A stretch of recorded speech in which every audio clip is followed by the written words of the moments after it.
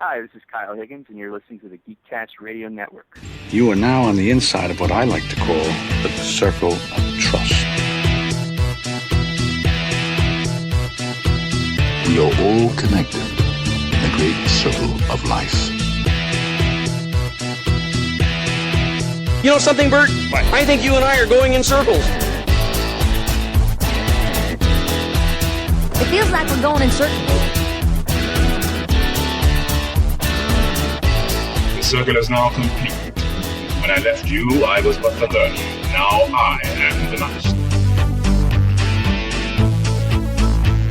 Because it's a circle. Yeah, we heard about the circle. Yes, we're familiar with shapes. Hi, this is Chuck. This is Greg. And this is Dan, and we are Talking in Circles, brought to you by the Geekcast Radio Network, a podcast that's number one in the power rankings for Talking in Circles. At least, hope we are. We're hoping for it. We are having a little new idea for this week. We always try to do different and new things, and this week we are doing Geek Power Rankings. And you may be asking, what are Geek Power Rankings? And that's a good question because we're still kind of figuring that out ourselves. But the idea is taking something like the NFL Power Rankings and what's trending in Twitter and combining it into one, figuring out what are the biggest things right now in geek culture and counting it down. So we'll be working that out, trying to figure out what's number 1 down to what's number 10. So that should be a lot of fun. We'll be getting to that shortly. But before we get to all that, how's the week been going for you guys? Pretty horrible. I've been pretty sick this week. I apologize if I sound nasally tonight at all. Does your sickness at all relate to the Dolphins' loss? It may or may not. I thought it was like this allergy thing at first. I still don't really know, but I had a pretty nasty head cold and still kind of stuffy and everything, but I do feel a lot better. But I actually missed 2 days of work this week, so. Is this transmittable by podcast? Yes. Ah, damn it, Son of Chuck, what the hell? It is a virus, so it goes into your computers. I'm going to wear one of those masks you see like people wearing all the time in Asia and whatnot. So yeah, that'll help you. Or maybe Bane's mask. You ever think that's why he wore that? He's just really health conscious. That's, people. Well, he is pretty fit. I think he had a touch of laryngitis there too. But apologize if I sound nasally, but I'll do my best to perhaps disguise my voice. It should make the podcast fun even later when we get into the next episode of Unknown. So yeah, I probably won't even sound like the character. I'm like, who the hell is that? Some new character? Very nice, very nice. But Greg, how's your week been going? Pretty good. I saw Mario this morning, which was pretty interesting. Mario Lopez? No, not Mario Lopez. Mario from the Super Mario Brothers. Some random dude was walking down the street as I was driving to work, and he had blue overalls on, a red T-shirt, and a red hat, and he had a mustache. Nice. Was he a plumber by any chance? I'm not sure. He was just walking randomly down the street. I'm not sure if it was intentional, if he was trying to look like Mario from the video games or what, but he was like a spitting image of a real-life Mario. Wow, that is... Hide your turtles, because Mario... And mushrooms. Which don't hide your mushrooms. I hate mushrooms, so let them stomp those out, please. I'm right there with you, mushrooms. Why would you eat a fungus? I don't understand. Ugh. There's a fungus among us. Very nice. Well, I had a pretty uneventful week until this morning, where I made the illogical choice to lock myself out of my apartment. So why'd you do that? Well, I felt I wanted an adventure in the morning, but basically I was walking outside of my apartment and I locked my door, and but I didn't. I locked it from the inside and I closed it. And right when I closed it, I realized I don't have my keys with me right now, and I live on the lowest level. So I'm like, well, I got a couple options here. I have a back door, so maybe that's open. Maybe I didn't unlock it, and so I go back to check. That's locked. But I also have a window. But the thing is, where my apartment's located, it's like next to a field where people can see in. And so it's like a bunch of people could see me going into this window. So I had to prop open my window and like tried to climb myself up this window into my apartment, while I'm sure I got a number of calls of someone trying to break into my place, because all you see is myself like trying to lunge over this window, and it's right in the kitchen. The kitchen table's right there. So I got a crash course into breaking into my own apartment, which was nice. So, but it was. Well, now you know how to keep others out by you trying to get in. Yeah, I ended up. Luckily, the window wasn't locked, but now I know to lock it. The sad thing is, ended up going back and realizing the door that I thought was locked wasn't locked. I was just kind of opening it the wrong way. So it's like I did all that for nothing. So it's like. Oh. Sorry to laugh at your trouble. It was okay. And then I ended up being late for work because it took me for a while to do that, and the traffic was bad. So it was just like, yeah. And I had to make that call to my boss and be like, yeah, I'm going to be running a little bit late. I kind of locked myself out. So, but yeah, it's not like it has not happened before. And my wife did it previously. So I guess we just need to stop doing that. So it made today fun, but I'm actually really excited too, because it's my last really busy day at work tomorrow, so I get my life back. And also, big news in Baltimore. Life? I know, big news in Baltimore. Baltimore Orioles, you new AL East champions. So yeah, it's an exciting time. Finally, good sports news in Baltimore. So it's been a while, but it's an exciting time. It's awesome. I didn't go to the game myself. I wish I did, but it's been a lot of fun. My wife just bought me a Manny Machado jersey. Which is great. And I'm like, oh, great. He's injured, but it's awesome. And she's like, oh, I didn't know that. I'm like, it's fine. It's like he's coming back. He's a great player. I can't wait for it. Oh, yeah. So. That's awesome. But, yeah. I can't wait for the playoffs to start, hopefully. I mean, the Orioles got a good shot. I mean, they have a lot of injuries and whatnot, but, yeah, I'm looking forward to postseason in Baltimore. It's been a while. The last time they won the AL East was 1997, and the last time they won it in Baltimore was 47 years ago. So, Baltimore's been waiting a while for this. A little bit. So, all right. But besides that, I say I don't have a life right now because I'm working, but I did get a chance to read a few things. A few weeks ago, I talked about a couple books. I don't know if you guys remember. I picked them up. They're both image books. They're called Deadly Class and East of West.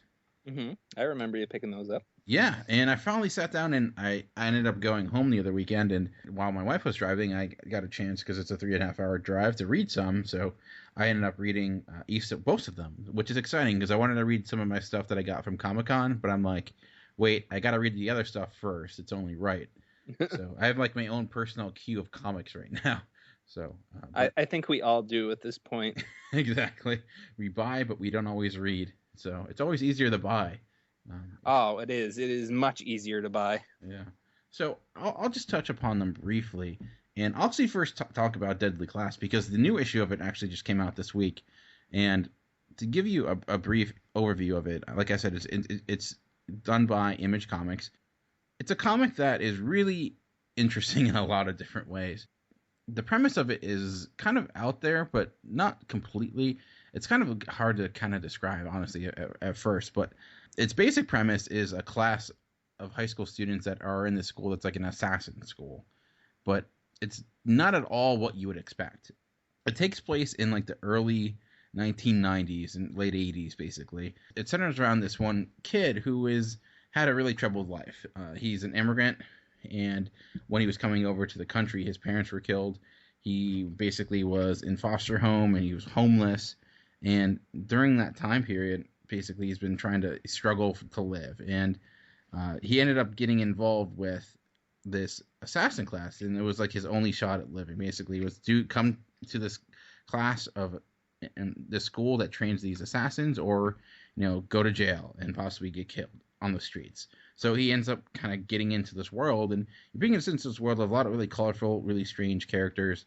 I don't want to say it's very emo-ish, because that's not. I think that's unfair, because I think it's realistic drama, but it feels like if the guy who wrote Fear and Loathing in Las Vegas wrote a comic book, it could kind of be like Deadly Class. There's a lot of influences there. The art, though, is fantastic. It's a different art style. It's very almost like Tim Burton-esque in some ways, but it's a really interesting book. It's really well written.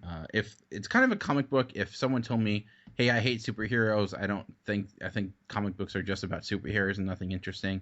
I'd give them Dead to Class and say, hey, this is actually a really cool book with a cool concept that goes in some unexpected directions because it really fleshes out these characters who have had really struggled lives, and it's all about like taking the idea of high school and amping it up to even higher levels, because these kids aren't just in high school, they're in this high school full of gangsters and assassins, ninja, like all these people that have to keep up this rep about being badasses and whatnot, and it goes through all these different ideas. And I picked up the first volume and I read through it in about a few hours, and it was fantastic. Maybe not even a few hours, but it was just really good. I would highly recommend it. Chuck, I don't know if you would like it a great deal, because it's pretty violent. It deals with some drug use as well.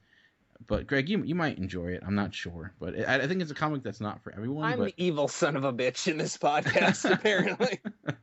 I know Chuck's sensibilities. I don't know if it'd be something you would like that much, because one of the characters, I know you really like characters that have a good moral code, or someone, those that you could really respect, and these characters are all pretty horrible people. Well, just yeah. So I don't know if it's something that you would find great enjoyment of, but I would say maybe pick up the first issue and see if you like it. The first volume is only $10, and that's what I do love about. Get you hooked, Dan. It's how they get you hooked. Exactly. Oh, is it the thing where they increase it as the volumes go along? Exactly. Yeah. So I would say pick up. It's only $10, and I think it's well worth it. See if you like it. I don't think I'm really doing it justice, but it's a great read. Really, some cool ideas. Very original. I think that's key. And honestly, the next book I'm about to talk about, East of West, is even more original. Again, it's done by Image, and I gotta say something about Image is they are putting out a lot of great stuff recently. Yes, they are. So they are really hitting it out of the park. I mean, they're kind of a company that was going downhill for a while, but now they're kind of coming back on track, and or at least don't call it a comeback. I will not call it a comeback. comeback. For years. They have been. But East of West is written by Jonathan Hickman, drawn by Nick. I'm going to butcher this name, and I apologize. Dragato. But nope. Am I wrong? Am I right? Do you know? No, I have no idea. Okay. But this is a comic book that I'll be honest, like, I had to read the first issue of it like a couple times, because I'm like, I don't know if I'm completely getting everything that's going on. I don't know if you ever read one of those comics where it's like, that's that low comic that I was reading. Exactly. Yeah, and honestly, when I was, you know what I do? I go to the writer and I ask him about it. Clears everything up. Yeah, you know what? I should have done that. But I did not. The book of it, I kind of called it spaghetti punk instead of steampunk, because it's a combination of like Western with dystopian future. Nice. But within that, it's a story actually about the end of the world, because it centers on the four horsemen of the apocalypse. And the main horseman that it really focuses on is the horseman of death. He's like this main character, and he's made out to be like a Clint Eastwood, the man with no name type of character. Very much designed by that. It's interesting, though, because he's a character design. He's all white. Like, his entire body is just completely white. And it takes place in this like alternate type of universe where the Civil War ended differently, where the United States ended up getting like separated into different factions. Like the San Francisco area ended up actually being taken over by the Chinese. The Native Americans took over their own section. So it ended a little bit differently, and like it kind of changed everything. So even though it's in the future, a lot of people still kind of have the style of like the 1800s. They dress that way. Like the bars are kind of like that. So it's that combination of similar to steampunk, where it's like future and past technology all in one. Same thing with East of West. So it's a really intriguing universe with a lot of like complex ideas, because basically and the world's ending, and it's kind of getting to those events and what's going to happen. And there's the character of Death is bent on revenge, and we don't really know completely why yet. But he's kind of going around and enacting it on people who done him wrong, basically. It's at the heart of it is very much like a Western story of revenge, him going around and killing all these people and being the archangel of death, basically. He can do it. So, I mean, that's one of my one criticisms, though. It's that the main character, there's never any threat, really, because he's the angel of death, he's the apocalypse horseman of death, and there's never any threat of him being harmed by any ways or anything like that. But it's not necessarily about that. But it's just one thing. There are some like action sequences where it's just like, well, he's kind of unstoppable, so there's no stakes here. But it builds it into it, and it's going some interesting directions. I really, at the end of the day, I'm like, I don't know if I'm completely understanding everything that's going on. I kind of like the framework. I like the universe. I really enjoyed the art. I love the covers of it because they're very simple. They kind of remind me a little bit of, you remember the Civil War covers where they would have like Civil War, the bottom would be all white, and the top would just be an image. Oh, yeah. It's kind of like that, but it's even simpler. Like the first cover is just a guy in shadow with like a gun pointed. It's kind of cool little like simplistic design, but again, highly recommend it. That was a lot of fun. Like I don't know if I completely got everything that was going on. I'm like, I think I understand this, but not completely. But again, if you're looking for something new, different, challenging, pick up East to West. So 2 high recommends for me for this week. So it's been a good week for comics at least. But very nice. Chuck, I know you've been reading a comic as well that I think we touched upon a few weeks ago. What have you been up to? Well, I mentioned, I think it might have been last episode when we were down to visit for the convention. You were nice enough to let me borrow the Fear Itself story, the 7-issue main miniseries, and I think one of the tie-ins too. So I did get a chance to read those before I jumped on any of the stuff that I bought at the con, like you. But yeah, I did get a chance to read the Fear Itself story, and I gotta say I liked it a good deal, but I do have some issues with it, which I'll get to a little later. But first I'll point out that I thought it was very well written by Matt Fraction, and the art was pretty awesome, honestly. It was done by Stuart Immonen. Oh, and, I love his stuff. Yeah, pretty cool. He's the one that makes it worth reading all the Bendis writing in the X-Men all new. Is it all new? Yeah, it's all new X-Men.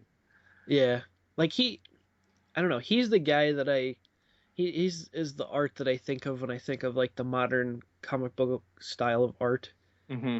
You know, like Immonen or Steve McNiven, who actually did some covers on some of these too. But yeah, really good art. It made it a pleasure to kind of read through and look through these books. The story's a few years old. It's from 2011, so yeah, I'm a little bit behind on everything pretty much. So. I'm right there with you. I only read it like a month before you did, so. So everybody probably listening is like, yeah, what the frig? We just read this story like a couple years ago, but So I mean, I'm not gonna give too much away about it in case anyone wants to read it or anything. But the basic gist is like, there's an Asgardian character named the Serpent. You know, is that going to probably relate to the Midgard Serpent? Probably. So yeah, they have this ancient Asgardian character named the Serpent, which, you know, if you know about the Asgardian lore, you presume is like the Midgard Serpent of their tales and everything. And he has this great power like Odin, and he's kind of tied to this prophecy with Thor that's kind of destined to play out or whatever. But Odin wants to kind of forget about Earth and prepare his own people for what's coming and this big war and everything. And of course Thor has a problem with that and leads to some father-son issues, to say the least. And then, you know, Captain America steps in there for a minute, and that part was freaking awesome. I really liked the idea of picking out like 7 powerful Marvel characters to kind of to almost be like the heralds of this guy, so to speak. You know how Galactus has his heralds like Silver Surfer and Terrax and Firelord and all those guys. Like, this guy kind of has some heralds, and since he's Asgardian, of course, they all get hammers, different type of hammers, and with these vast powers. Would you say that it was hammer time, Chuck? It was more hammer time than ever. And what were they legit hammers? Like legit hammers? Like there were 2 legit? Well, you couldn't quit. Yeah, that's for sure. Yeah, they had more hammers than Ace Hardware. That's for sure. That was a lame ass joke. Yeah, because the hammer joke was so awesome. Thank you. Or the 2 legit to quit. It's what we do here. Yeah. Welcome to Pun Podcast. Hey, sometimes we hit a home run, sometimes we strike out. Deal with it. It's actually a puncast, Dan. It's a puncast. Puncast, yeah. But yeah, I like that idea, and the characters that they chose were pretty awesome actually, and it kind of reminded me of our discussion last week about the underused characters, because they brought some characters in that you really haven't heard from in a while, and Dan probably remembers some of them, and you're like, oh yeah, I forgot about that guy. That's kind of cool that they included him. Yeah, I won't give them all away, but a couple of characters like Juggernaut and Atuma and Grey Gargoyle, Absorbing Man and stuff like that. Yeah, so pretty cool, because I mean I haven't heard anything out of Atuma since like the Atlantis attack story or whatever, which was like a long time ago. But I heard it's not a Tuma though. Yeah, didn't Arnold say that? Yeah. Oh God! Is it sad that I thought of that while I was reading it? Like he was on the page, and I'm like, it's not a Tuma. I think I win for worst joke of the night. So let's see who can beat it. I would say that's the best joke of the night. Anytime you can make was it a Kindergarten Cop reference? Yeah.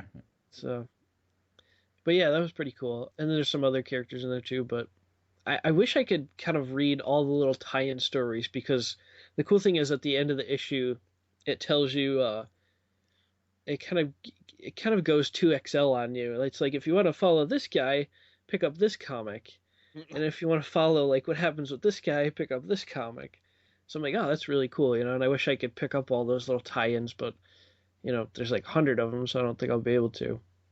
I did have a couple of issues with it and a couple of questions and stuff. And while I was reading it, I really wanted to see where Dr. Doom was during all of this. And I'm not sure what was going on with him at this time. I don't know if he was dead or alive. What he was doing, Chuck? Probably polishing his armor, I would say. I don't know. He was chilling like a villain. Yes. That's a accurate assumption. Now, lamest joke to me. Thank you. I see where we're going with this. I have to step up my game here. I accept that challenge.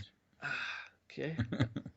But see, I don't know what was going on with Doom at this time, but I'm thinking like he's the one guy that I would think while all this was going on, he would just not stand for any of this, and he'd be, right in the middle of everything going on. And that's kind of at least an explanation I would have liked to see, like, okay, he got teleported to some weird ass dimension and he's not around. But I would have liked to have seen something out of him. And I guess another little issue I had with it was you see Wolverine in a lot of the panels because he's on the main Avengers team. But I think honestly he gets one line in the whole 7-issue series. And so I would like to see more out of him, and also Juggernaut, who's one of the heralds, I'll call him, of this guy. And I know there's like an Uncanny X-Men crossover, which, there's probably more stuff with Juggernaut and Wolverine going on in that story, which maybe I'll have to pick up and read sometime or something. But I think in the main miniseries, I would like to see more out of them. And and there's the next part I want to talk about. I could give a little bit of a spoiler alert.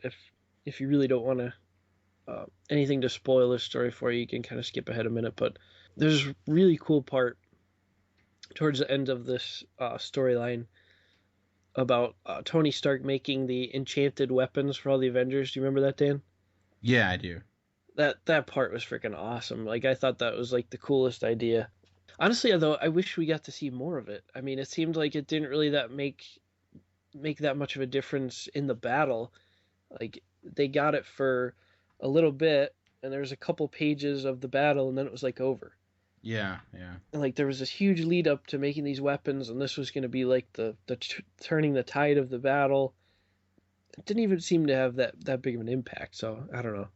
I think that's the issue with some of these stories, that with like it ends up just being such a hauled out version of the story, because then they have the other stories that go into more detail, and it's hard to get a complete picture of everything that's going on, because so much is tied. Like, to get the complete picture, you need to read all the different side stories, so it's like to see the other angles. So like then the main story gets gutted because it has to keep certain things out. So I think it's a product of the big stories, which I think is sometimes why some people have issues with them, because it ends up feeling not complete a lot of the time.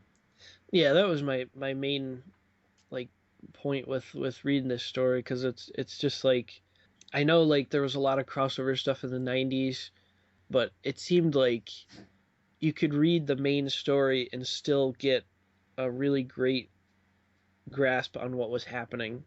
Whereas it seems like the last couple of big crossovers in Marvel, it's more like, you're missing a lot if you only read the main one. And you're kind of lost, and those gaps need to be filled in. And it just kind of bummed me out a little bit, because it's like, yeah, I want to fill in those gaps, but I don't want to buy all the other trades to, fill in these gaps. Like, it sucks, because the story kind of suffers a little bit, because you would have to have like a 15-part crossover or something, or a miniseries to explain everything. Yeah, it's kind of a deadly game to play, because then you run into issues where it's like, I don't want to have to read the side stories, but then if you do have side stories, you also want them to be relevant too. Yeah. So it ends up. That's why I kind of like something like Education or Songs a little bit better, because it goes from one book to the next, and it's like in a succession. So it's not happening all at the same time. It's happening in the books in order. So it's a little bit easier to follow. It's more contained. So I kind of prefer when they do that. So it's not so much where it's like all happening at once. So then it's like everything gets it's like trying to watch 4 movies at the same time, right? That are covering the same story, but just at different angles. It's hard to really feel like it's ever connected completely. Yeah, that's a good point, because that was only, I think, 3 titles. I think Executioner Song was. And that seems like a good number, because I started looking into Fear itself, and there's like, there's a Deadpool one, and there's like just all these other random ones.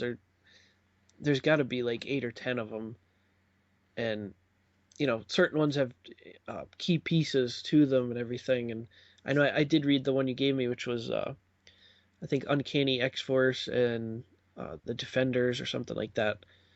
And I did enjoy the Silver Surfer being in there a little bit, and kind of working with Doctor Strange and Namor with the Defenders to defeat Atuma and stuff. That was pretty cool.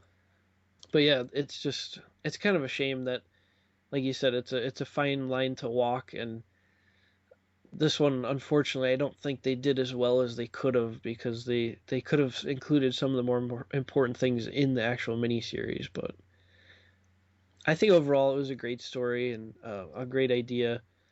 Maybe if I ever get to read the tie-ins, I'll be a little bit more happy with it. Yeah. I mean, I think the concept itself makes a lot of sense. It's a cool concept, and I did like it a lot. Like I said, I agree with you there.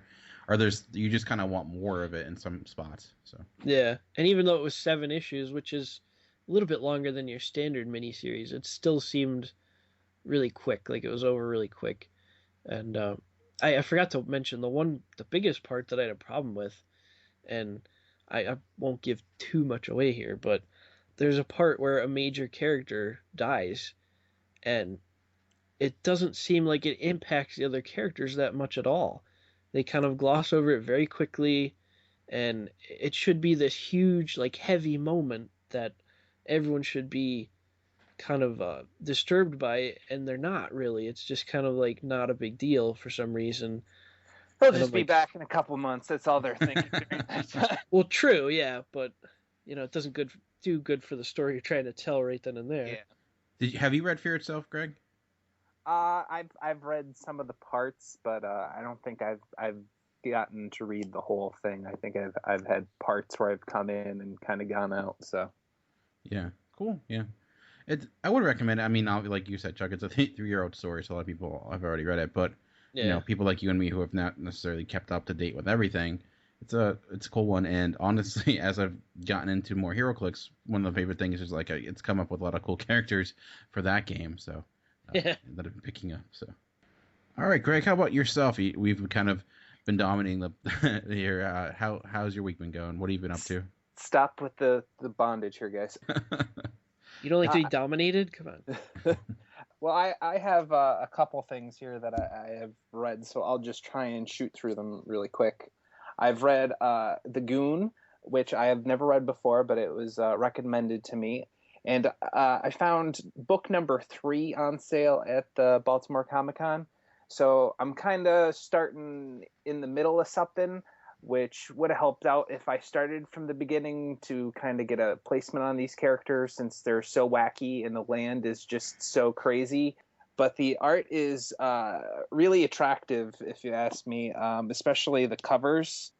Just kind of like this nice painterly quality to them, and it really gives a dimension to the image while still retaining like old comic book animation type of style.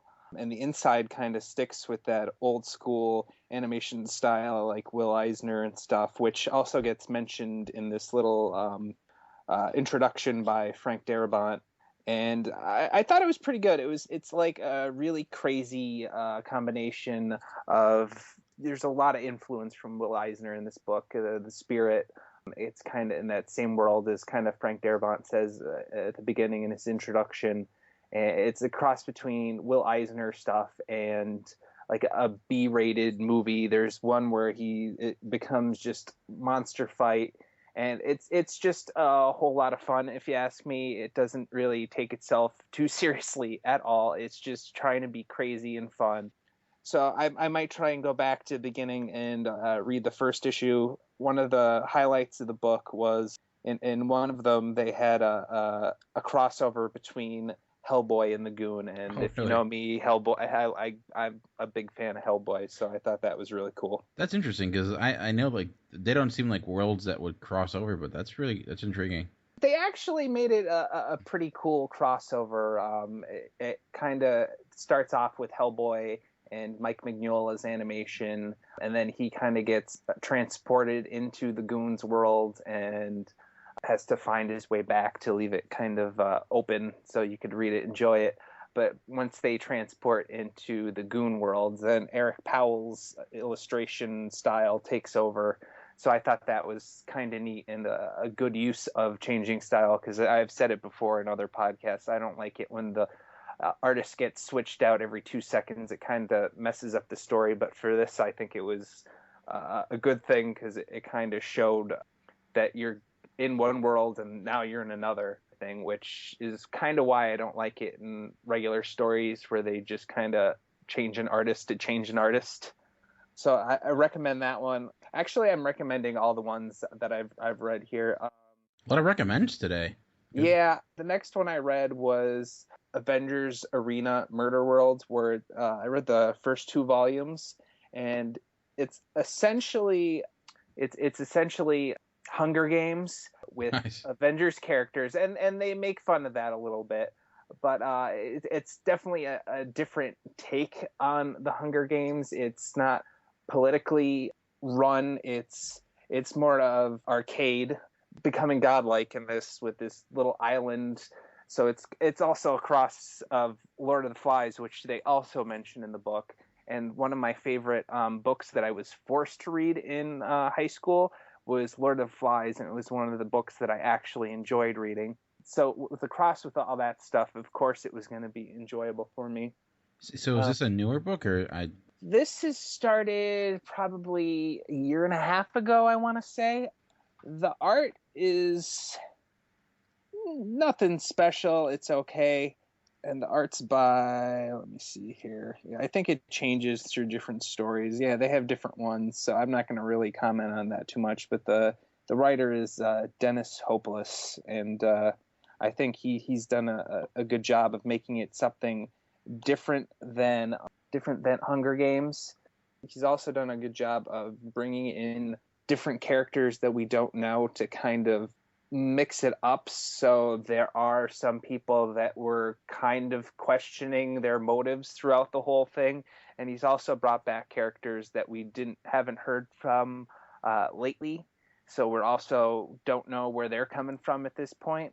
So I thought that was a really good job. It doesn't deal with any of the adults. It's all of like the young Avengers. There's Captain Britain apparently has a school, which I didn't know about, and so there's kids from his academy. Apparently the kids from the X-Men school did not get included in this. Apparently the security at the X-Men school is pretty damn good. Way to go, Wolverine. So I'd really check that out if you like the Hunger Games, you like comic books. I think this would be really something cool to check out. A lot of death too. It's very hardcore. I was going to ask it. Does it violent. actually fall through with the concept? Does it actually? Oh yeah, people are getting killed left and right. Interesting. It's pretty awesome in that respect. So I'm guessing it takes place in like an alternate universe or like a what if? No, it's not a what if. They're on this island, like a murder island or murder world, as Arcade calls it. He's got kids from this dimension, so. Oh wow, that's very cool. Well, Yeah, I guess not cool that kids are dying, but you know, but Yeah, it's got X-23. It's got Metal. Who else we got? We got Reptile, who came in through Avengers Initiative. Yeah, and he came in. His character came in guy. through that cartoon that was on the young the little Avenger dudes on Disney. I don't remember what. Lady Avengers? No, it's. Oh, wow. Yeah, People are well- screaming at us right now. But they've also got the Runaways, Nico, and what's his name?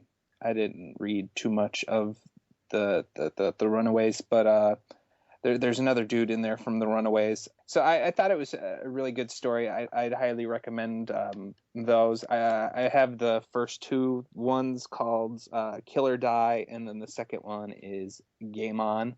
And finally, for you, I have something that I'm just going to go through really quick because I feel like I'm trying to make this short. Well, wait a second. I wanted to say something about Murder World. Okay, go ahead. No, I'm just kidding. But Oh, and by the way, that show was called Superhero Squad before people start yelling. Yes. I was Yes, going to yes, say yes. that, but I was afraid that I would be wrong and I wasn't paying attention right. Yeah, Greg, that Murder World phase on the old Marvel Alliance game was like my favorite level. Do you remember? Oh yeah, do you remember that at all? there was a section where you could play the one of the characters that you go play the Pitfall, and you play as that character through a Pitfall level, which I thought was interesting. Yeah. I always thought that Arcade was kind of a cool character, so Yeah. I might have to check that out. Is that one of your favorite levels? Because that's also the level you get to unlock blades for. Yeah. I think you get them out of the claw machine, don't you? Yeah. Yeah. Good times. I wish I could get Blade out of the claw machines around my area. Well, I mean, Wesley Snipes is not doing much else, so. But yeah, I saw some vampires over there. If you want to just go check that out. But what was the last thing you read, Greg? Sorry to interrupt you there. No, it's fine. Something that I don't think needs to be pushed too hard because it's kind of been out for years now is Why the Last Man.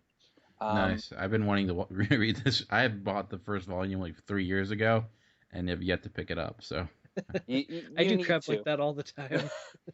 The art is kind of average, if you ask me. Nothing too exciting about the art. But Brian K. Vaughan is an excellent creative author. He also writes Saga. I believe he's the showrunner. I think that's his title for Under the Dome. And I love both of those things. Saga is just freaking fantastical, that world. But Why the Last Man takes place in a little bit more realistic world. It takes place on Earth. And there's some kind of virus or something out there. But there's some kind of virus that takes out all men except one man and his pet male monkey. And so it's Yorick Brown and his pet monkey Ampersand, the only ones left. And so he's kind of out and about in this world where it's essentially things are getting taken over by women because there's no men left. Essentially, the world we live in is essentially run by men. And so there's very little women to take over in certain areas. Even though women have been taking over in a lot of positions anymore, you could still tell that there's a lot of discrepancy and that kind of stuff. So it does have a big message about women in the workplace and women's rights, that social issue. And so it's a story that has an issue, but it's told really well, and the main character gets in really interesting situations because he's trying to cover himself up. He's trying to go find his mother, who is, I believe, a senator. She's involved in higher up politics. He's trying to find her, and then the mother wants him to be kept around so he could get things done, so they could find a cure for it and try and bring men back through some kind of cloning of his DNA so they could get men back into the world. But he also wants to marry his girlfriend, who is in Australia, but he can't contact her because a lot of the services are down because there's the workforce is very depleted at this point. And men aren't there to fix all the problems. Is that what we're? Yeah, that's what I'm trying to say. I'm trying not to be a dick about it, Dan. No, I'm obviously joking because I know. Please, for the love of God, don't get angry. really. If people don't know what we're joking about half this stuff half the time, then it's their own problem, if you ask me. I don't disagree. But it's very interesting. Very interesting situations that Brian K. Vaughan puts this poor guy into. He's getting chased down by all sorts of different groups in this, and it's something that I definitely want to pick up the next book. And I read through this really super quick, so that's how I know I really like something, if I get through it pretty damn quick, because I got the thick hardcover volume of it, which is like triple the size of the soft cover volume 1, and I read through it in like an hour probably. It was it was really good. Cool. Yeah, I have to pick that up. Well, let me rephrase that. I gotta actually read the one that I bought a long time ago. So yeah, don't pick it up again. I'm definitely I've gonna done that too. Grab volume 2 when I have when I deplete my other comics that I have to read through. All I can say is you definitely can tell that we just got back from a Baltimore Comic-Con, or a Comic-Con not that long ago, because now we're talking a lot about comics. So you kind of get in that mood where it's like, all right, now I got to read all the stuff I got. So yeah, I think I'm going to have plenty to read for the next 6 months. Yeah, I think this is our most comic-based episode yet. So, but a lot of recommendations, I guess. So that's a good thing. A lot of things for you guys to go out to read. And hopefully even having more comics next week, because I'm going to try to read Hacktivist, which is a book I picked up at Baltimore Comic-Con too, which looks really interesting. So, but all right, anything else before we take a break and then get into our Geek Power Rankings? Yay, break. My thirsty brain hurts. Lots of talking. All right, well, we're going to take a break. We'll be back in a little bit to count down the biggest and the best topics in the geek world. So we'll see ya. It's action. It's drama. It's comedy. It's Decian, the superhero webcomic. Decian's got superhero antics and sexy girls. Read it now at Decian.com. DASIEN.com. Every week on the In Session Film Podcast, you can expect to hear reviews on all of the latest movies, big films, small films, and everything in between. We'll also do top 3 segments relating back to our main review. We discuss all of the latest movie news and rumblings, as well as have movie series and other fun segments. And we always talk about the films that we're watching and why you should watch them or not watch them as well. If you want to learn more about the In Session Film Podcast, check us out online at InSessionFilm.com. You can hear our podcast on iTunes, Stitcher, SoundCloud, TuneIn Radio, and so much more. In fact, you can listen to everything we have straight from our website. Again, that is InSessionFilm.com. Download our podcast, check us out, and come join us every week. We'd love to hear from you. All right, and welcome back. And like I mentioned at the top of the show, today we're trying to construct Geek Power Rankings, and I think this is something we'll do periodically, and we'll kind of go through it and to see what is really trending and what's really popular now within the geek culture. So if you're at all an NFL fan, they do a thing called NFL Power Rankings where they rank the best teams in the NFL right now. So we're taking that idea and transforming it into geek culture. So the idea behind this is it's not necessarily what's popular, throughout generations or years. Think of something like Star Wars, right? Because Star Wars is probably the most popular thing in geek culture ever. But right now, it's maybe not necessarily as popular as something else because it's not necessarily in the current lexicon, or there's nothing new for it, or maybe there is. We'll get into that. So it's kind of a snapshot into the world that we live in right here, right now. And so we'll be throwing on different topics and trying to debate like what is and what are the coolest things in the world of geekdom as we go on, because we are a geek podcast and that's what we do. So I was thinking probably the make this easiest for all of us, we should probably just start with what's pretty unanimously, without a doubt, probably number one on this power ranking, and that way we can just, after that, everything is just second fiddle. But I don't know if you agree with that, but I'm thinking if you ask what is the biggest thing in geek culture right now, what is the biggest thing going, and I would think, considering its box office dollars, considering how its characters are huger than ever, how its merchandise is selling, how its comics are even selling through the roof, that the biggest thing in geek culture right now is without a doubt Guardians of the Galaxy. Would you guys agree with that? Close. I would agree with that. Yeah. I mean, because Rocket Raccoon has a book out, comic book out now that's tons of success after the film has run.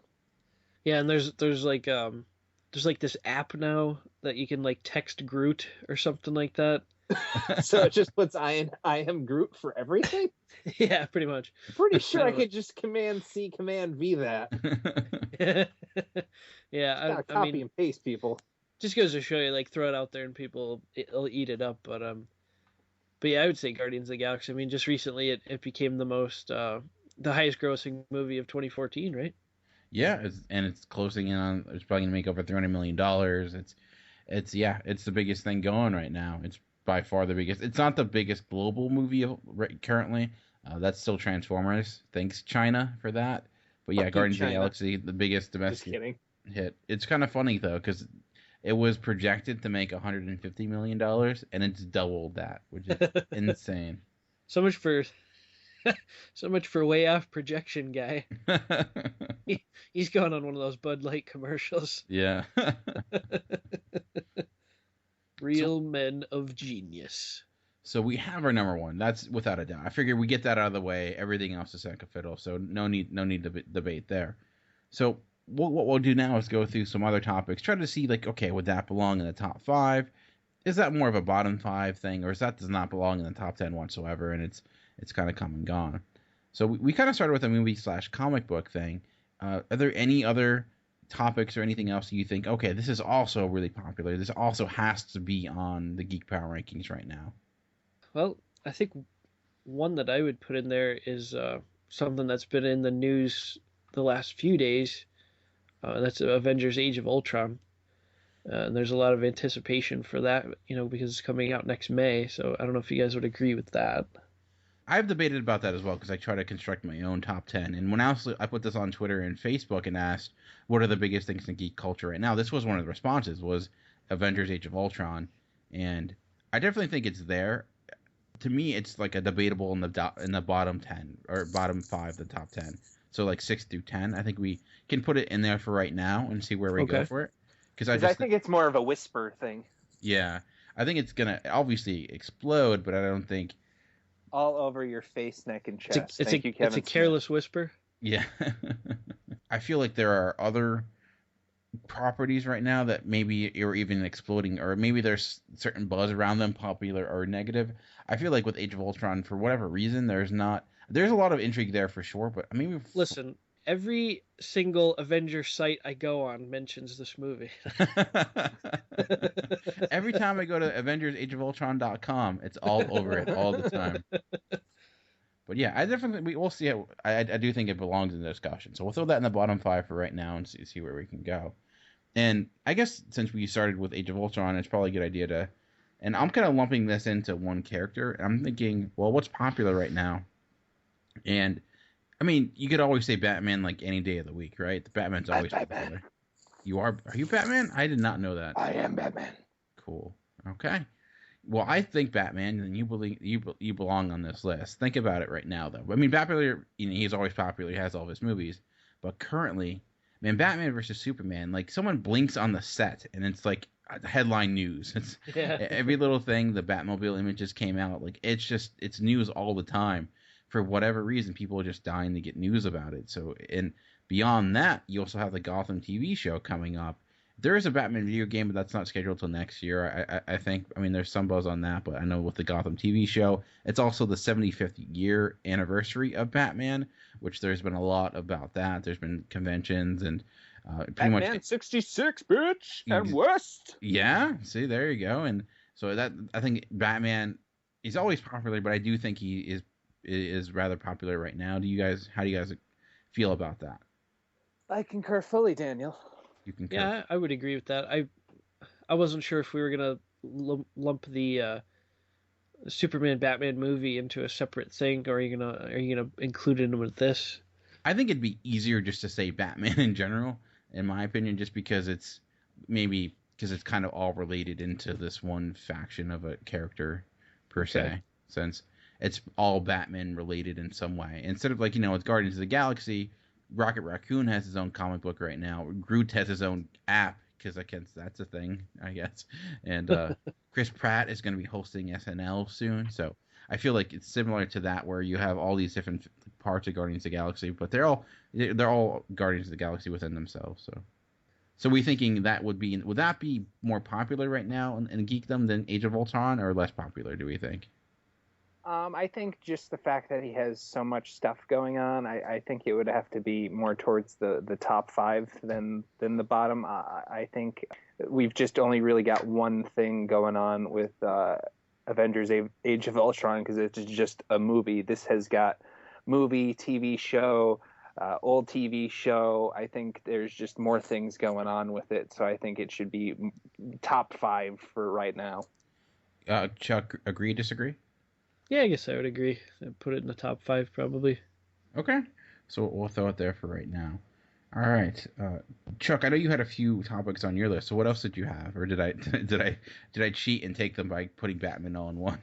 No, you I mean a little bit, but you gave me a good segue, and this is something that actually kind of ties to the Superman Batman movie, and I think something you alluded to earlier. But it's something that's kind of having a little bit of a back and forth with the Superman Batman movie. I'm not sure if you guys have heard this, but that would be the Star Wars Episode 7 movie. Ooh. Yeah, and there was just did you see the video that was released today of... Yeah, yeah. There was a little bit of a prank thing done. They kind of been going back and forth on Twitter, and I guess this goes back a couple of months, because I found this one site. We could put a link up on the Geekcast radio page, because it kind of breaks down all the back and forth between Zack Snyder and J.J. Abrams, and there was a picture of Superman it was Henry Cavill in a Jedi robe, and it said hashtag Super Jedi, and then there was a picture with Batman and R2-D2 in this on the side of a mountain type thing, and there's just some back and forth stuff with kind of mashing up these two universes. There's C-3PO with a Batman cape on and stuff, but it's really cool. They're going back and forth. It's there's these two titans, but they're both directors are big fans of the others franchises too. But I just think Star Wars is Episode 7 is one of those things right now too that somebody farts on the set and it's a 3-page article. See, I think I'd rather blinking on the set and be an article than farting on the set. But... Well, you got Harrison Ford, so he's got a lot of walking farts. There's a duck following him around on set. Yeah, that is true. I know when they announced just the helmet of the stormtroopers, and that was huge. It's a helmet. I'm like, man, anything, and it's a huge story. So, by the way, what does Batman R2-D2 sound like? Beep boop beep beep boop. Beep boop beep. Someone is going for the worst joke of trust him. Very nice. There was a picture J.J. Abrams tweeted. It was something he wrote on a card, a piece of cardstock. I don't even remember what he wrote now, but like the background kind of looked like the Death Star background from like, A New Hope.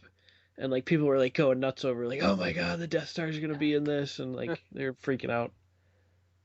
So yeah, I would definitely say that's trending right now. I don't know where you guys would put that, but I'd have to put it in the top 5 possibly. Yeah, I'm leaning towards top 5 just because it is Star Wars. It's a new Star Wars. It's kind of grabbed all the attention, and like you said, I feel like it trickles out news here and there, and when it does, it explodes. And I think everything. I feel like everything we've heard about it so far, the reaction has been mostly in very positive towards it. Yeah. So I don't know, Greg. What do you think? Thinking kind of middle of the road. I don't think it's going to be up there with Batman because of all the stuff going on with him. But I think it's just a little bit above Avengers: Age of Ultron, if you ask me. So okay, we'll throw it there, and we'll come back around and try to get a better number for all these. So we're talking a lot about movies and stuff right now, and so I'm going to maybe take it in a little bit different direction, and one that is not comic books, not TVs, but more of a tech side of it, and that's part of geekdom too is techness. And techness, that's not a word, so there you go. It now is one. Dan is the William Shakespeare of podcasting. He just created a Bushism. People.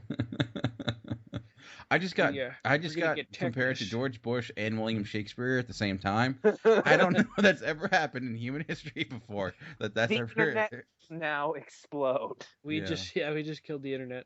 Oh, all right, but techness, man, it also sounds like a bad 1980s movie or something. Techness in a world where technology. Anyways. But technology is also huge, and phone technology is always big. I mean, we talk about being an app for Groot, and what created apps, iPhone, and recently Apple released the new iPhone 6, and that kind of was rather popular. I don't know if you guys agree. I mean, I'm thinking if it was on it, it'd be bottom 5 because I think maybe Apple is not nearly up to where it's been. But I mean, you have people standing in line for months before it was even announced. Do you think the new iPhone would at all belong here? I'm not too up on my tech side of things at this point, but I guess. I don't know. See, I think that reaction right there kind of indicates probably not, because I don't think I think for it to be, I feel like when the first iPhone came out, it was huge and it was popular. And now, new Apple stuff, they have the new iWatch, and it doesn't seem like it's new. Yeah, it's exactly. See, this is my point exactly. It's a watch you put around your eye. Exactly. the new eye patch by Apple. It's like Google Glass, but just for one eye. But yeah, so the new iPhone 6 stuff is just not maybe capturing it. And you think maybe a few years ago it would have, but Chuck, what do you think? Do you think the iPhone 6 that's not nearly as belonging, or do you think maybe it still holds? Asking the man who still has a flip phone. Sorry, Chuck. Yeah, you're asking the wrong guy there. I wouldn't really put it up that high. I mean, honestly, if we do, I would keep it down around 10. Yeah, I'll put it as a dishonorable mention for right now. The only reason I say that too is because Samsung came out with some stuff months ago. They already had a wristwatch type thing that you could make calls with and everything. So it's kind of Apple finally caught up to them. Exactly. If I know I have a Samsung Note 3. So if anyone that has a new iPhone 6 wants to know what Samsung was like 2 years ago, feel free to ask me. It can tell you what your new apps are going to be like. So, nice. But yeah. But I mean, it's still rather popular. It's still big, but I do agree that it'll be maybe if we need a substitute or something like that, we'll throw it out there. But I wanted to try to capture all the different elements. So, any other what else were you thinking is out there and popular and really kind of taking over? Well, I want to put something in that. You say that a lot, but all right. I do. Something that I'm kind of into, which I've just recently gotten into, and I didn't know that it had this much buzz around it. Ooh, I think I know what you're talking about. Okay, take a guess, Chuck. Do you want me to take a guess? Yeah, take a guess. Buzz Aldrin? No. Dan, wrong. I could be wrong, but I'm going to guess pop vinyl figures. Very good, Chuck. Yes, it's actually on my list. My list too. I've recently gotten into these little vinyl toys that you don't really do much except just kind of sit on a shelf, and they look freaking awesome. And as my mom says, "Oh, that's adorable." But I've started off. I got a couple exclusives at the San Diego Comic-Con. I got the Angry Stay Puft Marshmallow Man and the exclusive Stan Lee Excelsior, or not Excelsior, the San Diego Comic-Con shirt, Stan Lee. And so then at Baltimore Comic-Con, I expanded more. And then I've noticed at the Baltimore Comic-Con, in front of the stands with these pop vinyls, there's just people just standing in the way, blocking the aisle. And it's kind of like, well, this is what happens with the artists and stuff at these things. That's what usually blocks up sections. But here it's sections are getting blocked off because people are just staring at the pop vinyls. Usually also at like bigger events, they're staring at the shirts and looking up at the Stylin' Online Tower of T-shirts. But at this con, everybody was just huddled up in front of the pop vinyls, and they have so many different companies or titles that they're involved with. They have Ghostbusters. They have a whole bunch of stuff going on with Disney products coming out. They have Marvel characters. They have DC characters. They have video game characters. And plus, I tweeted some stuff at them, and they favorited my tweets. Oh, wow. How awesome is that? I got they had a little section on their Twitter page to kind of throw out suggestions for new figures that they could come up with, and I tweeted Hellboy and Saga, the Brian K. Vaughan series, and they favorited that tweet. And then I wrote, "Oh, this is so awesome! The first like professional high where people would see me tweet." A favorite that I've gotten from somebody on Twitter, and then they favorited that tweet as well. So in my head, I'm like, how far can I take this? But then I decided that I should probably just stop it right there. You get that Peter Griffin look on your face. You're like, Yeah. So I'm gonna vote for the Funko Pop Vinyls. I will.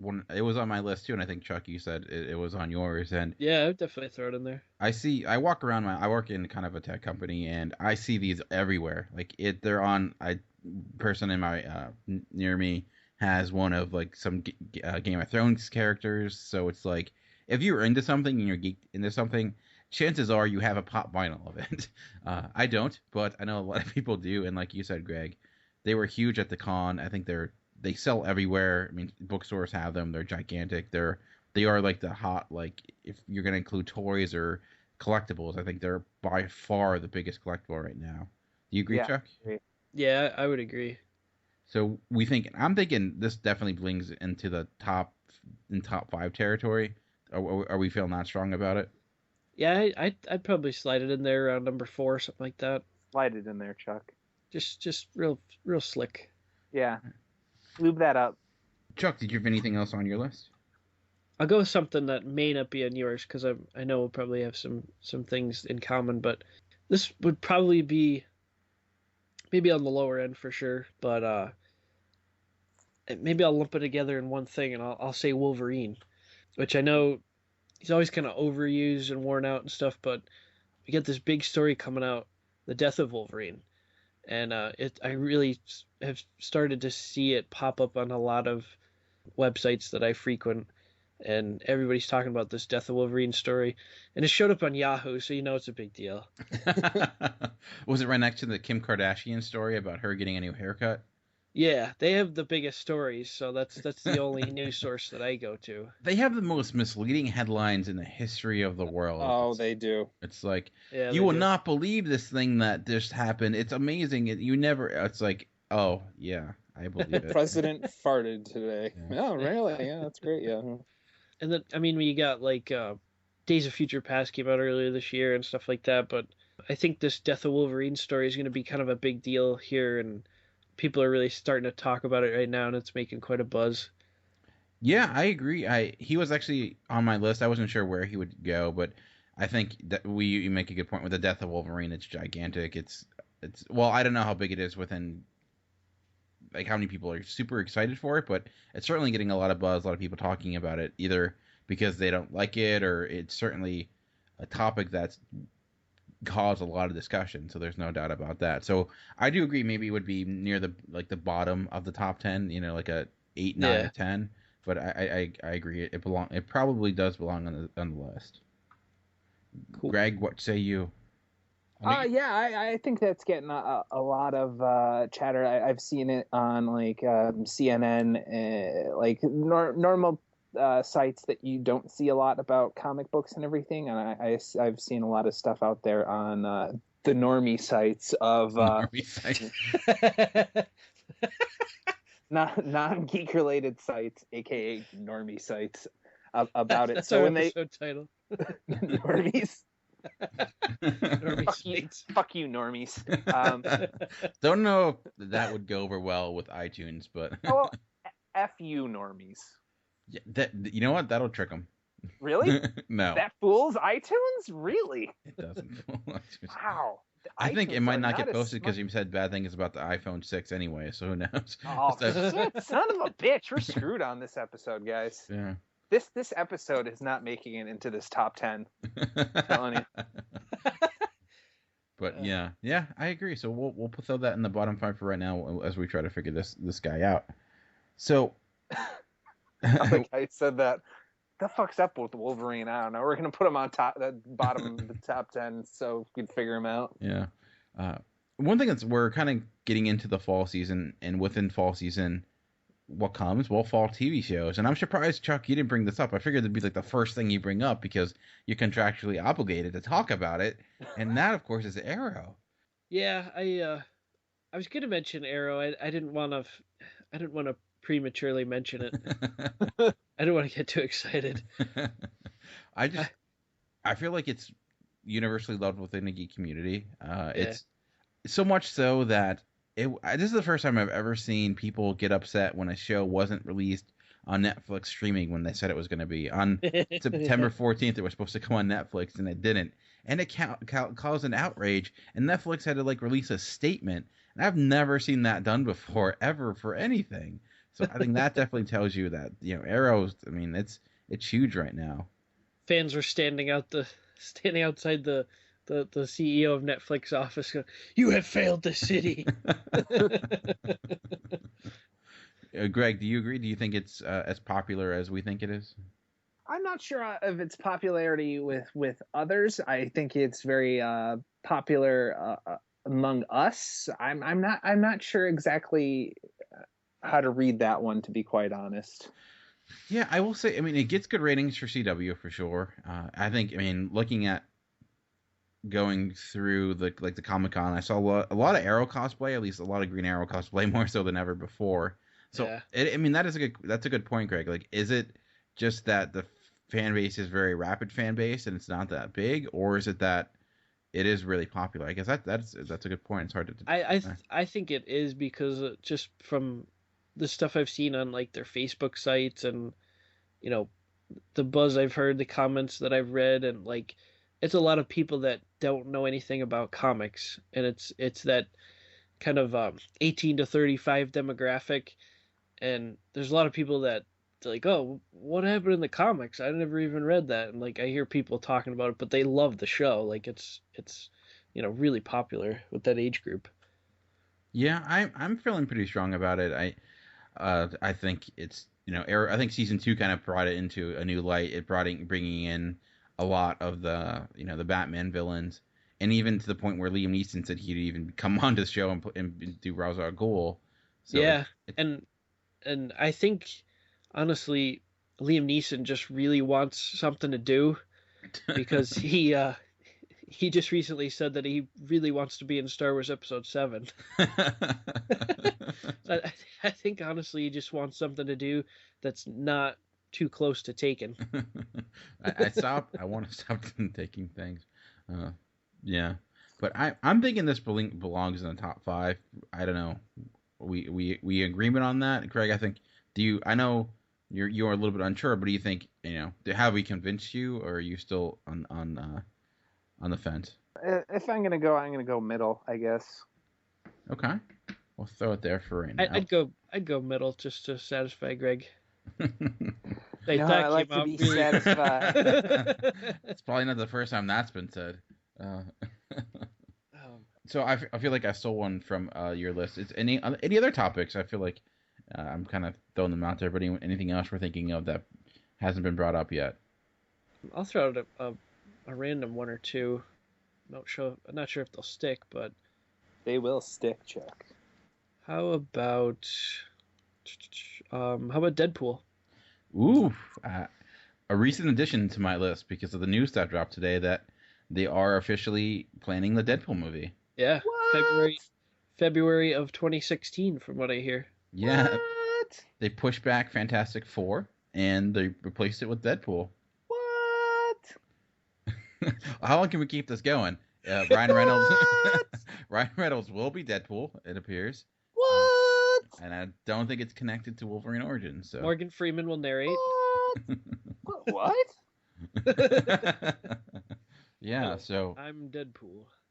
I came on to Facebook today after work, and What did you do on Facebook then? I can't. Hey, Facebook, what are you doing later? I opened up Facebook today, and literally like 90% of my Facebook feed was Deadpool movie, Deadpool movie, Deadpool movie, Deadpool movie. Part of that is the fact that I like a lot of movie sites, but it's just and then when that test footage came out, again, that was huge. So I think Greg, you're a huge Deadpool fan. So what are your I don't know. I've kind of been running out of steam on him in the comics, even though the comics have been so good. But I feel like he's been so overused lately. Like he's running into the whole Wolverine thing of probably people getting tired of him. So I'm not sure if I don't know. I still love the character, and I would want to see a Deadpool movie, to be quite honest. If it's done right, kind of like that little tease they gave us. So I guess it's pretty high up there. I know, like you see cosplay at any Comic-Con, you're gonna see a trillion Deadpools. I don't know if that's just because the costume's kind of easier to do or whatnot, but it's always a popular character. So they always look really shittily, like they look really crappily done all the time. Like they really do. Good job cleaning it up. Yeah, it looks like they're just wearing like body stocking with patches. It's not well done. Yeah, Chuck. So what do you think we should put Deadpool on the list? Because I think he definitely belongs on the top 10, especially with the movie announcement. So do you think? I don't know. What do you think? Somewhere around 6, 7, somewhere middle there. I think around that. I mean, maybe higher than Wolverine because the movie announcement I think puts him a little bit over edge, and I think cosplays wise, I think he's a little bit more popular that end. So yeah, I agree. I think bottom 5 around there. So okay, that's all right. Wolverine or Deadpool likes it on the bottom. And you said some other topics, Chuck? I'll throw out one other one, and I think Dan, we might have talked about this one earlier in the week, but I looked into it a little bit, and I think I kind of want to bring it up. The Destiny game that just came out recently for a lot of different video game consoles. Oh yeah. Good on you for mentioning that. Good dick, Chuck. Good dick. Thanks. But yeah, they're having like record sales in this game, and it's by Bungie Games, who are the same people that came out with Halo and everything. A lot of inspiration came from the Halo games and stuff. Hey, Chuck. Yeah. Halo. How are you doing? And we have a winner for the worst joke of the night. Yeah. Yes. You are the champion. Yeah, I mean, I myself am not a gamer. I mean, Greg, you probably play the more video games, more current video games than Chuck and I. But yeah, record sales. I also went on to Reddit gaming subreddit, and every other post was about Destiny. Either people talking about how much they love it or hate it. Even on our off the cuff video game podcast for Geekcast Radio, there's a lot of discussion on that board as well about Destiny. So within the gaming community right now, that is without a doubt the biggest thing going. So have you heard about it at all, Greg? Yeah, I've seen the commercials constantly, and like if I catch it at the end of the commercial, I think it's like a recruitment commercial for the Army or the Navy or something, because it's got that kind of song situation going on. But yeah, I've heard a lot and about it, and like people getting really excited for it. I haven't heard too much in detail of what the excitement's really all about, but I just like have heard and felt all the buzz of what's going on. I've heard the sales are great, but the reviews are kind of mixed. Yeah, I feel like that's all games now. Anyway. Yeah, that's true. But yeah, I believe this, like, with considering its sales and how much it's kind of taken over, it's been probably one of the biggest, most popular hits of the new generation of video games. I know we're not the biggest video games, gamers in the world, but considering where it is within geek culture, I think it definitely belongs in the top 5, because considering if you take how many copies it sold, compare it to Guardians of the Galaxy money wise, I mean, they're not that far off. I mean, game's like $60, but I think it does belong in the top 5. I mean, maybe this article I looked at was old, but maybe, Dan, does this ring a bell? I want to say it's made over $325 million or something already. Yeah. That's crazy. I guess technically less people have played the game than like saw Guardians of the Galaxy, since a video game's like $60, but still, right. I mean, that's that's a lot of money for a short period of time. It's only been out for like a week or so. Yeah. So are we in agreement putting it in the top 5 for right now? Sure. I think we have about 6 or 7 at the top 5. No, we have 1, 2, 3, 4 right now. We have 4 in the top 5. So I think we got to be close to having 10 by now. We have 1, 2, 3, 4, 5, 6, 7, 8. Welcome to Counting Podcast. We have 9. Podcast. Yeah, I did have a couple though. Maybe we can just get a quick yes or no. I won't put much. No, Dan, we're done. We got 10. Sorry. We're actually only at 9, so we do need some more. But I figure there's some that we at least need to mention so people don't. Some of these are a little bit different. And I thought about, what's really popular within geek culture? Girls, right? I mean, there's always girls that geeks are. Girls have cooties. Who? I guess if you got these things called girls, even though I just checked Emily Ratajkowski's Twitter page. If you were gonna say who is the it girl within geek culture right now, I know it's kind of a hard thing to say. Like the most popular girl within maybe not even just geek culture, but overall actress. Does anyone come to mind? Khaleesi. I mean, I understand. For you, Greg. I mean, overall, for people just thinking movie career and whatnot. Emily. Yeah, I guess I'll just say it. And yeah, I have no idea. Honestly. Jennifer Lawrence, probably. Jennifer Lawrence is who I was that's true, yeah. Going for. I'm smart.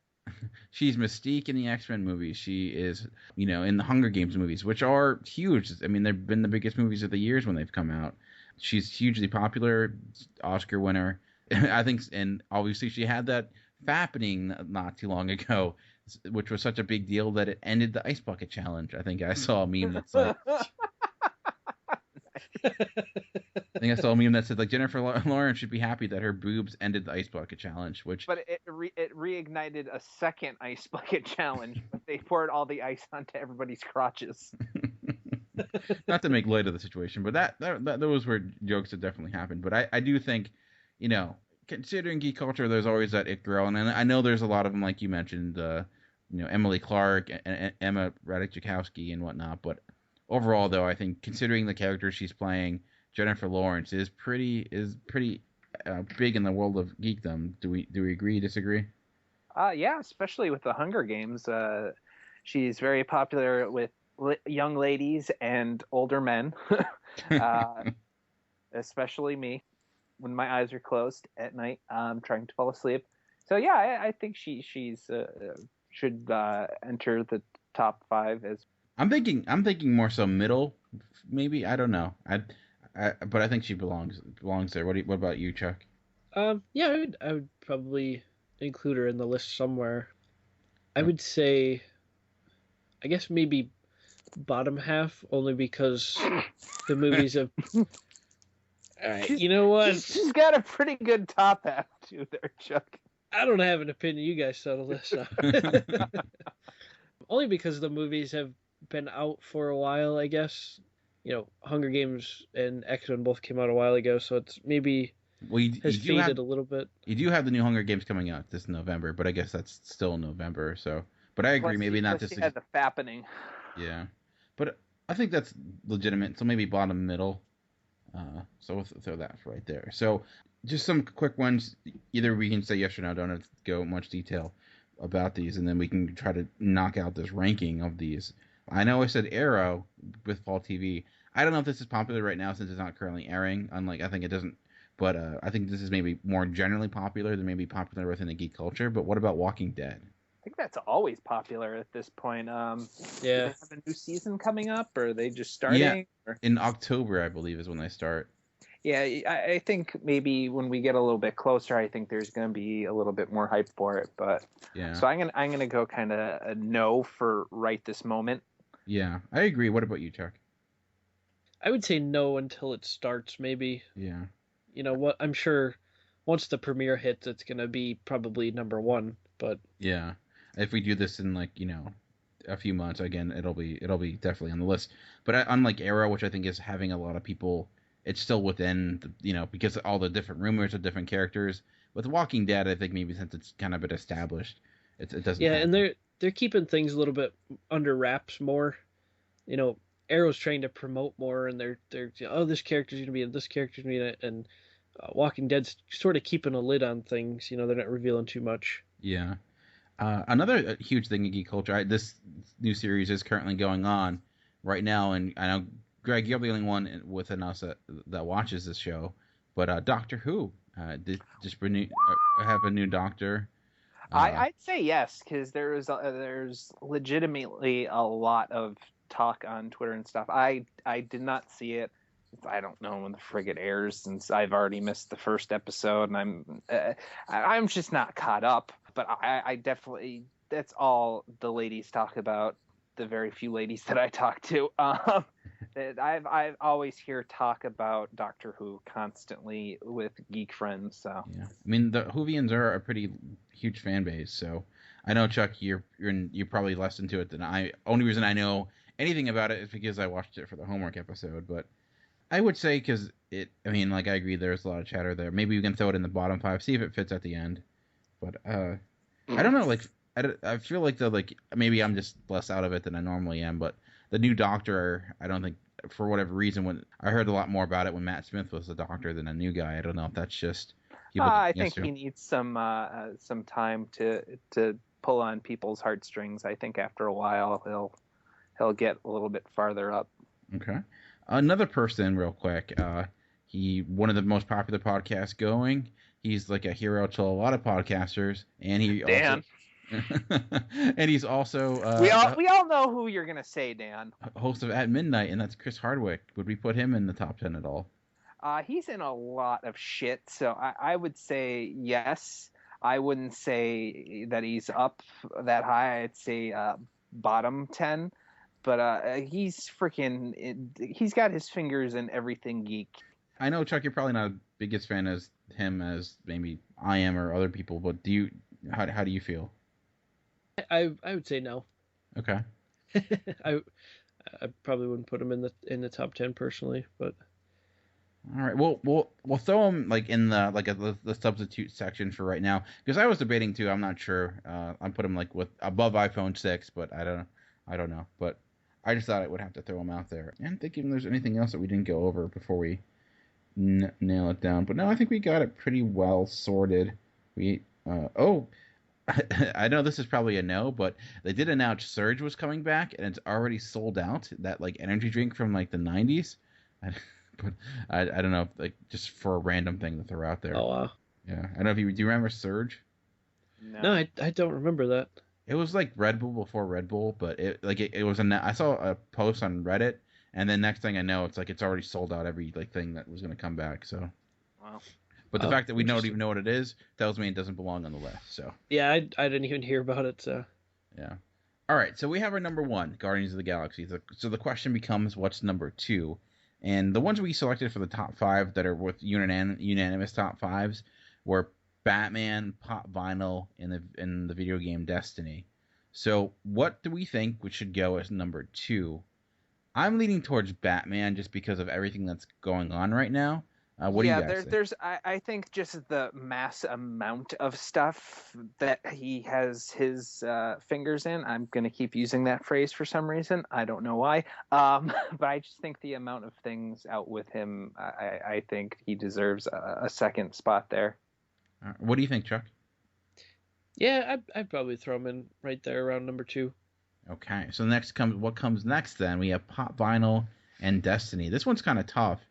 I'm not sure. Greg, you're the big Pop Vinyl fan. Probably you have the most. Do you think its popularity is overshadowing the video game? Or, maybe the video game's hot right now, but well, I think I don't know because I'm so new to this vinyl situation, vinyl toys. I know there's a lot of people out there just from watching TV that collect vinyl figures. I'm not sure if they all collect pop vinyl or not, but I just think that there's for more sheer amount of people interested in video games that I would put Destiny ahead of pop vinyl, even though I have really no interest in that video game, to be quite honest. What do you think, Chuck? Boy, I think, well, here's what I think. I think Destiny is hotter right now. Yeah. But I think it's more of a firecracker. I think the pop vinyl is going to be a longer lasting effect. I guess I'd throw pop vinyl ahead of Destiny. Yeah, I'm considering the list is just what's right now. I think I agree with you. And actually, your argument for pop vinyl is my argument for why Destiny would be bigger. Sure, yeah, I guess I kind of outsmarted myself there. Yeah. So I agree. Yeah, we'll throw Destiny as number 3, pop vinyl as number 4. Then the question becomes, all right. So we got our middle section right here, and the ones we selected for the middle were Arrow, Star Wars Episode 7, and Jennifer Lawrence. So a random combination there. I don't even know where to begin. I personally thought Arrow belonged in the top 5, so that's where I'm leaning. Chuck, what do you think? I'm gonna go with a surprise move, and I would put Star Wars just one slot ahead of Arrow, probably. I would too, to be quite honest. So were you thinking Star Wars Episode 7, Arrow, and then Jennifer Lawrence? Yeah. Yeah, probably. No explanation behind that at all. We just think that's well, I mean, you think it not exciting to listen to, but I think we explained a good amount of what we thought about Star Wars. It's gigantic. It's a movie compared to a TV show, but even though TV shows have been showing themselves as more interesting and everything, I still think movies are, in my mind, are a bigger thing than TV shows, and you get more buzz about movies than you do really about TV shows. And Star Wars also has TV shows coming out. They have that new cartoon coming out as well. So, yeah. And I think part of it is the fact that Star Wars has an established fan base, and this new movie has it kind of a little bit ahead of it. Like I said, and Arrow's not currently airing. It's just basically the buzz around it too. So since you're comparing just one buzz to the next buzz, I think definitely you would probably say Episode 7 is a little bit ahead of that, so then more universal, because I think they're like myself and you, Greg, we haven't even saw it, the second season of Arrow, so nope. So fucking Netflix. I know, stupid. Get it on there already. We're up to number 7, so we have 3 more spots left, and we have a couple things on here already. So we have currently left that we said belongs in the top 10: Age of Ultron, Deadpool, Wolverine, and Doctor Who. So we have 4 but 3 spots. So the question is, out of all those 4, which one would we take out? I'm thinking either Wolverine. I'm not sure. I'd like to push Jennifer Lawrence off the list, to be quite honest. Were you thinking completely off the list? Yeah. So Jennifer, what do you agree with that, Chuck? She doesn't have really anything going on, and I think the stuff that we have left, there's more buzz about that kind of stuff than there is about Jennifer Lawrence this 2 seconds. She's not really have a movie coming out or anything. It's her biggest thing that she's had out recently is The Fappening, to be quite honest. True. Chuck, what do you think? Yeah, I would probably agree with that until the new Hunger Games comes out. Yeah. Yeah. I think then she would definitely, you could make a case for her, but yeah. So I'm thinking then for number 7, considering buzz and whatnot, would we put Age of Ultron? I'd go with that. Yeah. Yeah, that sounds pretty good. Because I know Doctor Who has a fan base, but I think Avengers fan base is probably a little larger than Doctor Who. But I think Age of Ultron number 7 and Doctor Who number 8. I mean, I know Chuck. See, I haven't seen any Doctor Who news on any of the sites that I've been going on. I guess it depends because it's a different. I don't think you run the same circles as a lot of the Whovians, though, Chuck. Yeah, I know, but we're talking about a general audience here, like a general geek audience, and I mean, I go to a lot of the general geek sites, and you know, some of the big ticket things that come up in headlines are some of the things that we're talking about. And I haven't really seen much Doctor Who stuff. It's a good point. I mean, it's certainly a niche audience, so I mean that's good if we're thinking general geekdom.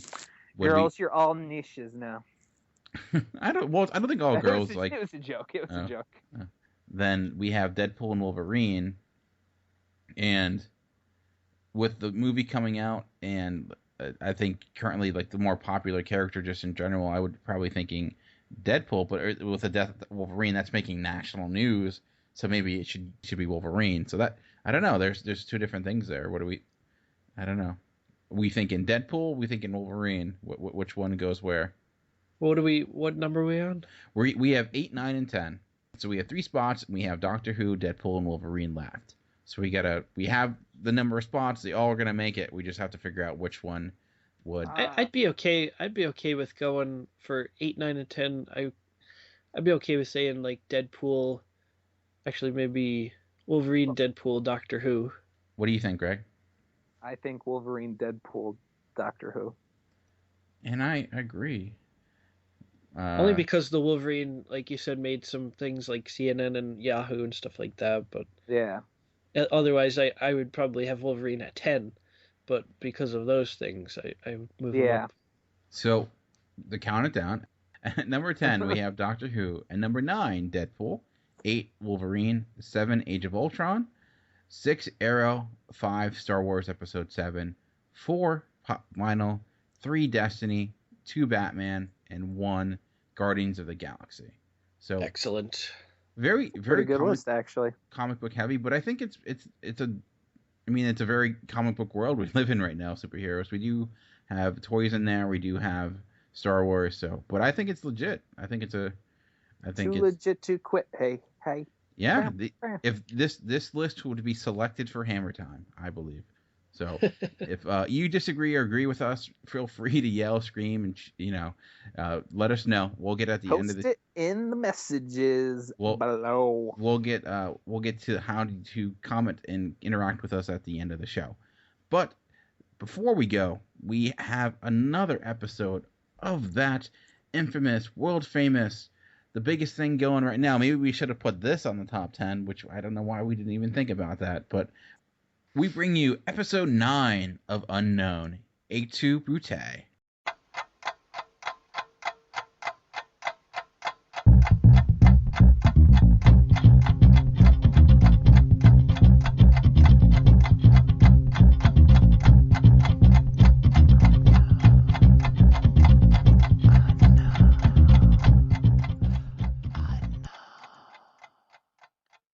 Arthur Pendragon, King Arthur.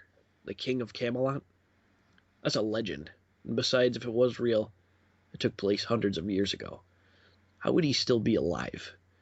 Or is he a descendant? Or is this all just some kind of coincidence? No, my boy. It isn't just a coincidence. Nor am I merely a descendant. I am the man himself. As for my age, that is thanks to the master. So many questions crowd into my mind at once. It overwhelms me. Which do I ask first?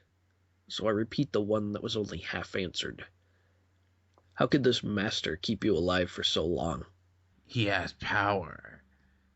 Power to undo my rule. Power that goes beyond the thoughts of what even a modern man could imagine. I am the master. And, Artie, I see you have gone well beyond the restraints of your curse. A miracle of modern medicine, I'm afraid. The master steps out of the dark and into the light. Not only did he step out of the light, it looked like he also stepped out of Arthur's time. So did his wardrobe, for it was armor of a knight, but it was rusted down to a rough yellow-orange sandpaper. Not only was it quality akin to a horror story, but it was a horror show of a design as well. Horns and spikes sticking out in all directions. A mess that would make a cactus jealous. Unlike his suit of armor, his face was undiscernible. Only eyes of burning coal showed from under his helmet. Well, I shall have to remedy that. Good one, my lord. Ah, Don A2 Brute?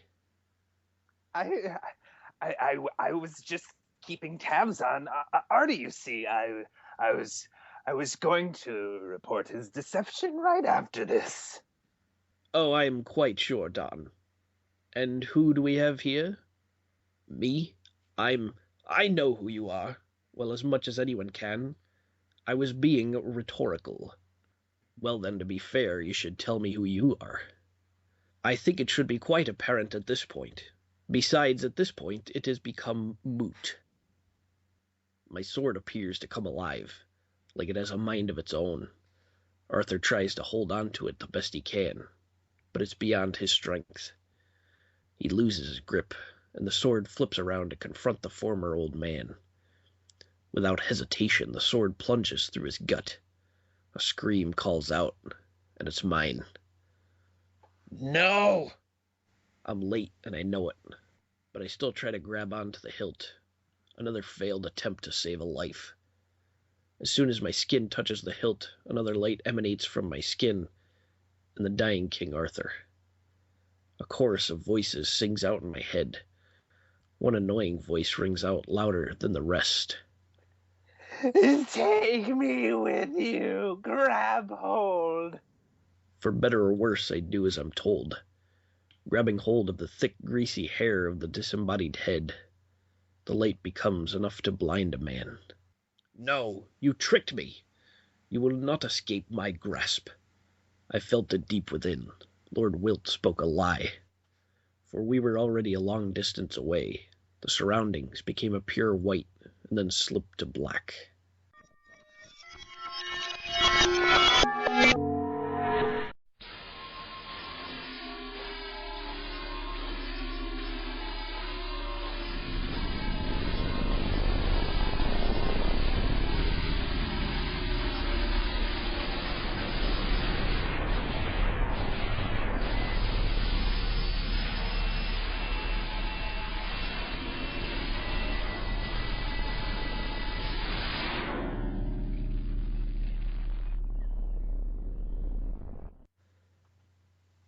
Wake up! Wake up, unknown!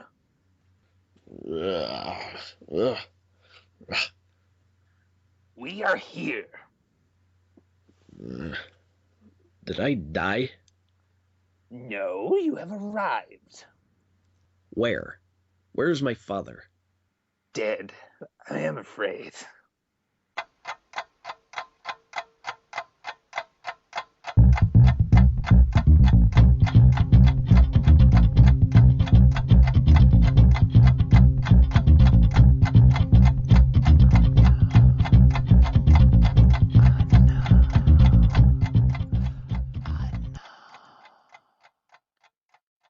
Well, hope you enjoyed episode 9 of Unknown. It's really getting into the thick of things. Before we go, just want to give you ways to get in contact with us.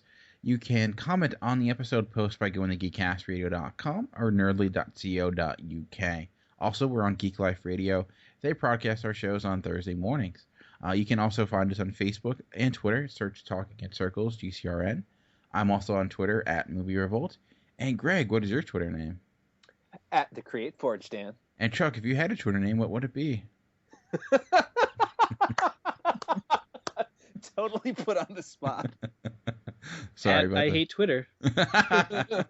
Probably taken, I'm guessing. Probably is. Yeah. You can also send us emails. Our email address is feedback@geekcastradio.com. Also, I haven't given this out, but I feel like I should lately. But and that is Talking in Circles at live.com. You can send that to us directly. But anything else before we send this one home? I know we've been going kind of long today. We had a lot to go over, but I think it was a lot of comic book talk, a lot of geek talk. I think it's been a successful podcast. I am currently getting, to keep people updated, I am getting crushed in fantasy football this year. Oh, I am hoping for the best. I'm 1-1, hopefully going 2-1. We'll see. Though I'm playing, it's funny, in our fantasy league, I'm playing my wife.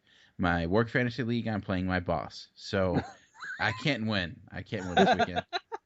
Even if you win, you lose. Exactly. That sucks. Well, that's it for this week. We'll be back next week. Same time, same channel, same podcast feed. But for now, this has been Chuck. This is Greg, or a pop vinyl version of Greg. And this has been Dan, limited edition. And we've been Talking in Circles. We'll see you next week. So do you think our Geek Power Rankings will be in the Power Rankings of Geekdom? Like it will become a meta version of itself? And only self-implode? It's up to you guys to get it trending on Twitter. Can you... I tweeted that once. I'm like, when will Twitter be coming... Or, no, I messed it up. So, darn it. I said something about hashtags becoming Twitter. I forget. It was funny at the time, and now I screwed it up.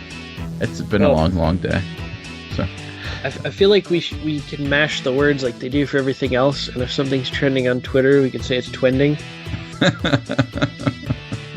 I'm surprised it has not happened yet. It sounds like you have a really bad speech impediment. It sounds like the Quipke from Big Bang Theory. Oh, we didn't even think about putting that on the list. But I think it was big like last year. But do over. Let's do it all over again. Oh, son of a bitch.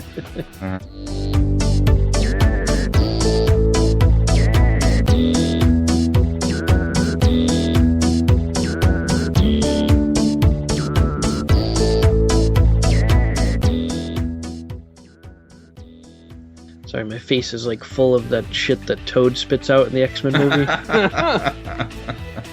Tasty. Yeah. I need Cyclops to blast it off my face. Or you need a lightning bolt to strike you, because you know what happens to a toad when it's struck by lightning. You know what happens to mucus when it's struck by lightning?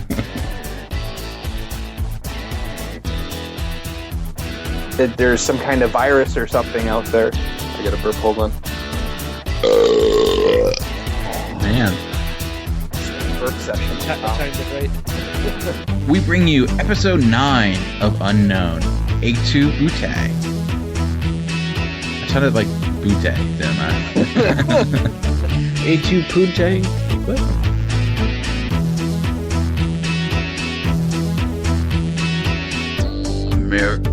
Miracle, a modern America.